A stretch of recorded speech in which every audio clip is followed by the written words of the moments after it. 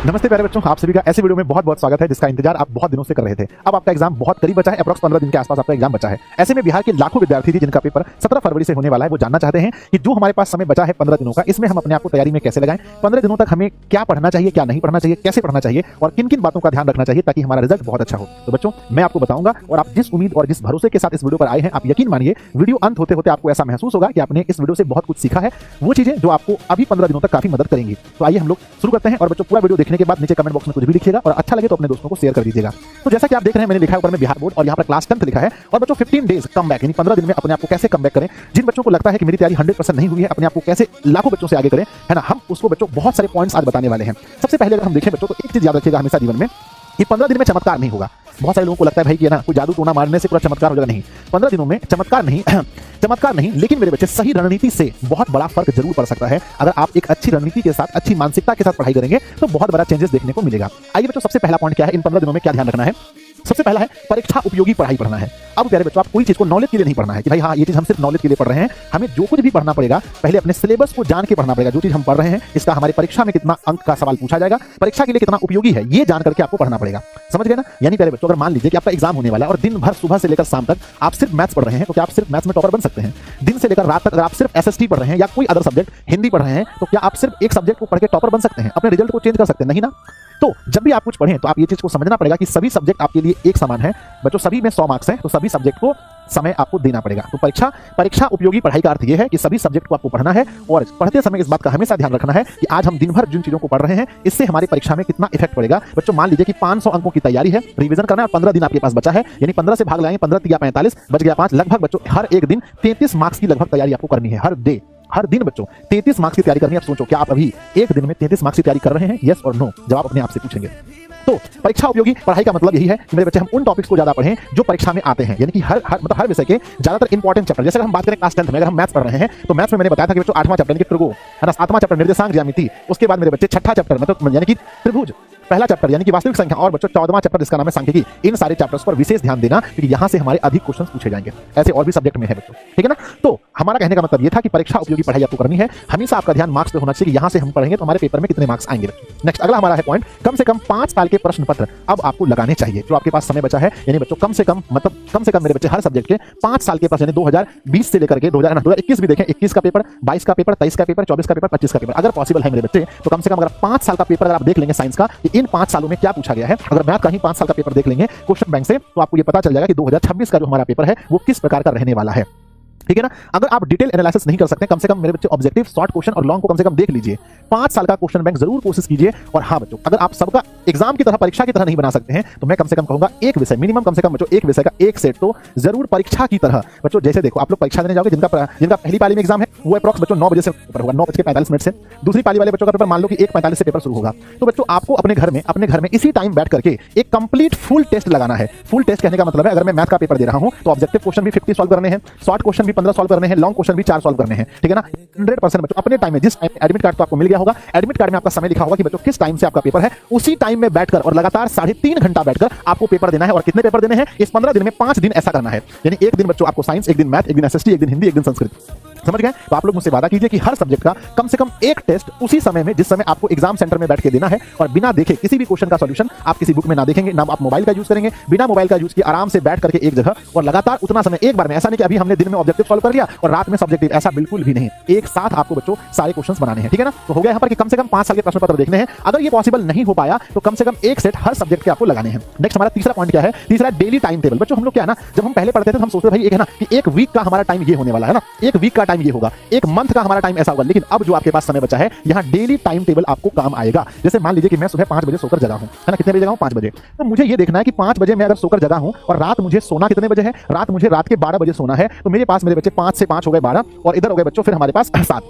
कुल आपके पास 17 आ रहे हैं। 17 घंटे में मेरे बच्चे मान लो 17 घंटे में 2 घंटे है ना, 17 घंटे में नहाने खाना पीना खाने में बच्चों मान के चलो आपके लगे 2 घंटे, है ना। मुंह हाथ धोना है, नहाना है, खाना पीना है, और मान के चलो 2 घंटे बीच में रेस्ट कर लिया आपने, 4 घंटे, है ना। 2 घंटा और किसी काम के लिए मैं निकाल देता हूं, 6 घंटे। आपके पास अप्रॉक्स बच्चों 17 में से अगर 6 घटा दें तो अब जो 11 घंटा टाइम बचा है, इस 11 घंटा में आप इफेक्टिव पढ़ाई कैसे कर सकते हैं? 11 घंटे को आपको बांटना है। जो 11 घंटा बचा है इसमें किस सब्जेक्ट को कितना घंटा दे रहे हैं? मिनिमम मेरे बच्चे मैथ ऐसे सब्जेक्ट को मिनिमम आपको डेली 3 घंटा देना चाहिए, साइंस ऐसे सब्जेक्ट को डेली 3 घंटा, और बाकी जो 3 सब्जेक्ट है मेरे बच्चे 2 घंटा एसएसटी को, तो 6 2 8 हो गए, और 3 घंटा के अंदर 3 घंटा के अंदर आपको जो लैंग्वेज पेपर है उसको कवर करना चाहिए। तो मिनिमम बच्चों इतना समय मेरे अकॉर्डिंग देखेंगे, अगर मैं 10th में था तो उस समय मेरा यही रूटीन होता था, भाई 3 घंटे डेली मैथ्स पढ़ने हैं, साइंस पढ़ने हैं, एसएसटी कम से कम 2 घंटे पढ़ने हैं, बाकी 3 घंटे में लैंग्वेज पेपर को हिंदी और संस्कृत या बच्चों उर्दू के साथ जो भी है आपका पेपर उसको कवर करना है, ठीक है ना। तो अभी का जो पढ़ाई है मिनिमम 11 घंटे आपको करना है। अगर ये हम बात करें 15 दिनों का, ये रूटीन आपको सेट करना है, किस टाइम आपको पढ़ना क्या अच्छा लगता है। अगर आप ऐसे स्टूडेंट हैं जो सिर्फ मैथ पढ़ना अच्छा लगता है, आपका रिजल्ट नहीं होगा। अगर आप सिर्फ साइंस पढ़ने वाले स्टूडेंट, नहीं रिजल्ट होगा। आपको हर सब्जेक्ट को उतना ही मतलब वैल्यू देना पड़ेगा कि सब सब्जेक्ट का महत्व बच्चों सेम है, समझ गया ना। तो डेली का अब टाइम टेबल काम करेगा, यहाँ पर मंथली वीकली नहीं चलने वाला है, समझ गया ना। रूटीन बनाकर पढ़ाई कीजिए, बस 15 दिन है अपने आप से बच्चों। 15 दिन अगर मोटिवेट रह गए, अगर 15 दिनों तक मेरे बच्चे अपने आप को आपने ऐसा कर लिया तो रिजल्ट में बहुत बड़ा चेंज देखने को मिलेगा। नेक्स्ट हमारा पॉइंट है सिलेबस को 3 हिस्से में बांटिए,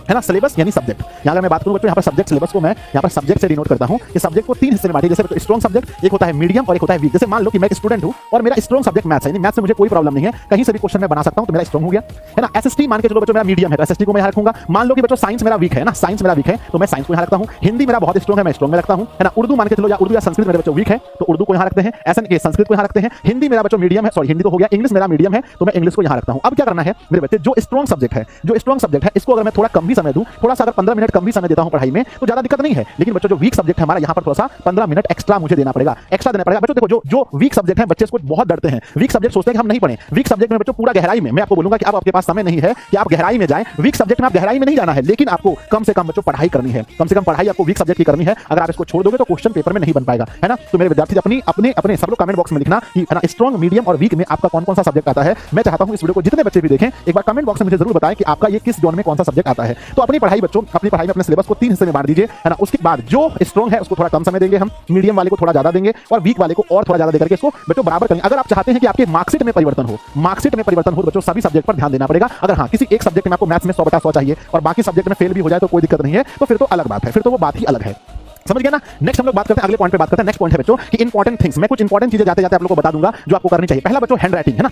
अगर आप बोर्ड एग्जाम दे रहे हैं तो वहां आपको बच्चों सिर्फ पढ़ना नहीं है, बोलना नहीं है, आपको वहां लिखना है। यानी एग्जामिनर आपकी कॉपी को देख करके वो अंदाजा लगाएगा कि जो बच्चे ने इस कॉपी को लिखा है वो किस मानसिकता का है, कितना नॉलेज उसके अंदर भरा है। तो अपनी हैंड राइटिंग स्किल को बढ़ाइए। मैं देखता हूं आजकल खास करके फोन वाली दुनिया में बच्चे ऑनलाइन पढ़ रहे हैं। बच्चे क्या पढ़ रहे हैं? बच्चे ऑनलाइन पढ़ रहे हैं। इनके ऊपर अगर गार्जियन पढ़ा लिखा नहीं है तो गार्जियन ध्यान भी नहीं दे रहा है कि बच्चा मेरा लिख रहा है नहीं लिख रहा है। ऑनलाइन में जी सर, यस सर, जय हिंद सर, ड्रीम 450 सर, हम ये कर देंगे, हम वो कर देंगे, सब करने में लगे हुए हैं, पर रिजल्ट में क्या होता है? रिजल्ट अच्छा नहीं होता है। तो मेरे बच्चे इसमें करना क्या है आपको कि आपको घर में मेरे बच्चे अब हैंड राइटिंग पर काम करना चाहिए, लिखने पर फोकस करना, लिखने पर। ईमानदारी से बताइएगा आप कितने पेज डेली लिखते हैं अभी, ठीक है ना। तो अभी बच्चों अगर बोर्ड परीक्षा आपका होने वाला है 15 दिन में, तो सबसे इंपॉर्टेंट थिंग है वो है राइटिंग स्किल, लिखने की कला विकसित कीजिए, रोज घर पे लिखिए। दूसरा है बच्चों सेल्फ कंट्रोल, अपने ऊपर अभी आपको कंट्रोल रखना बहुत जरूरी है। सर कैसा कंट्रोल? कंट्रोल मेरे बच्चे मन करता है कि भाई सो जाते हैं, अब हम नहीं पढ़ेंगे, तो खुद पे कंट्रोल कीजिए, नहीं अभी पढ़ना है। दोस्त कोई कह रहा है अभी तो 15 दिन है, चलो ना एक दिन घूम के आते हैं, वहां कंट्रोल रखना, नहीं भाई कहीं नहीं जाना है। फोन बार बार चलाने का मन कर रहा है, स्टेटस लगाने का मन कर रहा है, स्टेटस देखने का मन कर रहा है, थोड़ा सा 15 दिन मतलब थोड़ा सा अपने ऊपर कंट्रोल रखना है। और नेक्स्ट पॉइंट है बच्चों सेल्फ मोटिवेशन। अगर आप खुद से मोटिवेट रहेंगे कि हाँ भाई हम जो पढ़ रहे हैं वो अच्छा पढ़ रहे हैं, जिस संस्था से जिस शिक्षक से पढ़ रहे हैं मेरी तैयारी अच्छी हो रही है, अपने ऊपर विश्वास रखेंगे। अगर देखो बच्चों ये अंतिम दौर है और इस 15 दिन अगर आपका विश्वास खुद पर से अपने शिक्षक से अगर उठ गया तो आपका रिजल्ट खराब हो जाएगा। तो अपने ऊपर विश्वास रखना है और डेली बच्चों विश्वास रखने के लिए क्या करना है, देखो ये ऐसा चीज है इसके लिए डेली है ना। तो बच्चों जब भी सुबह सोकर के उठिए तो सबसे पहले अपने फोन में मोटिवेशनल सॉन्ग लगाइए ना, मोटिवेशनल सॉन्ग सुन लीजिए। एक दो बच्चों बड़े बड़े जो लोग हैं उनके मोटिवेशन कोट्स वगैरह आते हैं उनको सुन लीजिए, है ना। सुबह उठकर बच्चों एक दो भजन सुन लीजिए जिससे आप पॉजिटिव फील करो। अब सुबह उठकर के भोजपुरी गाना सुनिएगा तो क्या होगा बताइए? माइंड काम करेगा? नहीं करेगा। तो मेरे विद्यार्थी जी खुद को शांत बनाना है, मोटिवेट रहना है, मोटिवेशनल चीजें सुननी है सुबह सुबह, और बच्चों सोचने की अंदर में कला विकसित करनी है। बच्चों जब आप लिखेंगे तो दीर्घ उत्तरीय प्रश्न तभी लिख पाएंगे जब आप अच्छे थिंकर होंगे, जब आप सोच पाएंगे किसी टॉपिक के बारे में, ठीक है ना। नेक्स्ट पॉइंट है बच्चों 6 से 7 घंटे की अच्छी नींद भी देना जरूरी है। कुछ बच्चे ऐसे हैं जो टॉपर बनने के चक्कर में मेरे बच्चे 15 घंटे पढ़ रहे हैं। कुछ बच्चे ऐसे मैसेज करते हैं गुरुजी हम तो 20-20 घंटे तक पहुंचा दिए मामला को, यानी वो सो नहीं रहे हैं, वो सिर्फ पढ़ाई कर रहे हैं। देखो इससे सेहत पर असर पड़ता है। तो 6 से 7 घंटा मैंने बोला ना, 11 घंटा अगर आप फोकस स्टडी कर लेते हैं, बहुत ज्यादा पढ़ने की जरूरत ही नहीं है आपको, है ना। तो बच्चों 6-7 घंटे की नींद अच्छे से लीजिए, भोजन अच्छा खाइए। उसके बाद बच्चों फोन का सही यूज कीजिए। इन अंतिम दिनों में अगर आप फोन का सही यूज नहीं किए, किसी से बतियाने में लग गए, कहीं बच्चों रील्स देखने में लग गए, तो समझिए कि ये 15 दिन अगर आपके पास चला गया तो आप रोएंगे बिलख कर, एक दिन भी आपको नहीं मिलने वाला है। आपके पास समय कितना है? 15 गुना 24 घंटा से गुना कीजिए, 15 चौके 60 हासिल रहा 6, मेरे बच्चे 30 और 6 36, मात्र 360 घंटा है, मात्र 360 घंटा ये निकल गया तो फिर आप अपने रिजल्ट को बदल ही नहीं पाएंगे। नेक्स्ट है मेरे बच्चे फोकस स्टडी। 10 से 12 घंटा नहीं, अगर आप 7-8 घंटा भी पढ़ लेते हैं, ऐसे मैंने 11 बोला है, तो यानी जब आप पढ़ने बैठे तो 100% आपका मन बुद्धि दिमाग सब पढ़ाई पर हो। ऐसा नहीं कि पढ़ने बैठे हैं और दिमाग कहीं और जा रहा है। देखिए बच्चों ये जीवन की सच्चाई है। अगर आप 10th में अच्छा मार्क्स लेकर नहीं आएंगे तो आपके माता पिता, आपके रिश्तेदार आपके ऊपर भरोसा नहीं करेंगे। वो आपको प्यारे बच्चों उस नजर से नहीं देखेंगे जिस नजर से अच्छे मार्क्स वाले बच्चों को देखते हैं। हमारे समाज का ये हो गया है कि जो विद्यार्थी बोर्ड एग्जाम में अच्छे मार्क्स लेकर आते हैं उनको बच्चों एक अलग तरह का इज्जत मिलता है गांव समाज में, समझ गए ना। और अपने आप में सबसे पहले तो बच्चों खुद की नजर में आपका आपका एक इज्जत बनेगा। जब आप बच्चों मान के चलो आपने 450 का लक्ष्य रखा, आप सोचिए बोर्ड एग्जाम में आप 450 प्लस अंक लेकर आ जाएंगे। ये पहली सीढ़ी है, क्लास 10 की ये कौन सी सीढ़ी है? ये बच्चों प्रथम सीढ़ी है। और ये प्रथम लक्ष्य अगर आप 450 अंक प्राप्त कर लेंगे तो आपका खुद के ऊपर कॉन्फिडेंस होगा, आपकी फैमिली वाले का आपके ऊपर बच्चों भरोसा जगेगा। अगर आप पहली सीढ़ी भी चढ़ने में नाकाम हो गए, 450 का आंकड़ा था, आप 300 लेकर आ गए, 250 लेकर के आ गए, तो क्या होगा? आपके परिवार वाले भी कभी आपके ऊपर भरोसा ना करेंगे और आपको अपने ऊपर डाउट हो जाएगा कि मेरे अंदर प्रतिभा नहीं है। तो मेरे बच्चों, आपको अपने ऊपर डाउट ना हो, आपके परिवार वाले आपके ऊपर भरोसा करें, इसलिए आपको मेहनत करना पड़ेगा अपने लिए, अपने गुरु के लिए, सबके लिए। तो पहले बच्चों हो जाइए तैयार। और ये 15 दिन आपके पास बचा है, उसमें क्या क्या करना है आइए मैं एक बार फिर से बता देता हूं। पहला बच्चों याद रखना है कि 15 दिन में चमत्कार नहीं होता, लेकिन सही रणनीति से आप 15 दिन में बड़ा बदलाव ला सकते हैं। दूसरा पहला पॉइंट है, परीक्षा उपयोगी आपको पढ़ना है। सभी सब्जेक्ट को ध्यान देना है, उन टॉपिक पर ज्यादा ध्यान देना है जिससे एग्जाम में क्वेश्चन ज्यादा आते हैं। नेक्स्ट है पहले बच्चों कम से कम 5 साल के क्वेश्चन पेपर को देख लेना है। उसमें से कम 1 साल का क्वेश्चन पेपर 100% अपने एग्जाम टाइम पर, जिस टाइम पर बोर्ड एग्जाम है उसी टाइम में बैठ करके 100% उसका है ना सॉल्यूशन करना है मेरे बच्चे। 100% बाद में उसको मैच भी कर लेना है, जिस मॉडल पेपर से बनाएंगे सब में आंसर दिया होता है। फिर डेली टाइम टेबल बनाइए बच्चों कि इस टाइम में और कम से कम जो टाइम है 3 घंटे 2 घंटे देना है ना। इसमें आप उस भी टाइम को ऐड कर सकते हैं जब आप लाइव क्लास करते हैं। मान लीजिए कि लाइव क्लास मैथ का हो रहा है तो आप समझिए कि मैथ की पढ़ाई आपने कर ली, साइंस का देख रहे हैं तो साइंस का हो गया, एसएसटी का देख रहे हैं एसएसटी का आपने कर लिया, है ना। नेक्स्ट है बच्चों क्या अगला हमारे पास क्या है कि सिलेबस को 3 हिस्से में बांटिए, स्ट्रॉन्ग, मीडियम और वीक। जो स्ट्रॉन्ग है उसको थोड़ा कम समय, है ना, मीडियम को थोड़ा कम समय, वीक वाले को थोड़ा ज्यादा समय दीजिए, लेकिन देना है। आगे है प्यारे बच्चों क्या हमारा इंपॉर्टेंट थिंग है, हैंडराइटिंग पर एकदम ध्यान दीजिए, सेल्फ कंट्रोल रखिए, सेल्फ मोटिवेट रहिए, थिंकिंग अपने अंदर सोचने की क्षमता विकसित कीजिए। लॉन्ग क्वेश्चन तभी लिख पाएंगे जब आप सोचने की क्षमता आपके अंदर होगी। फिर बच्चों 6 से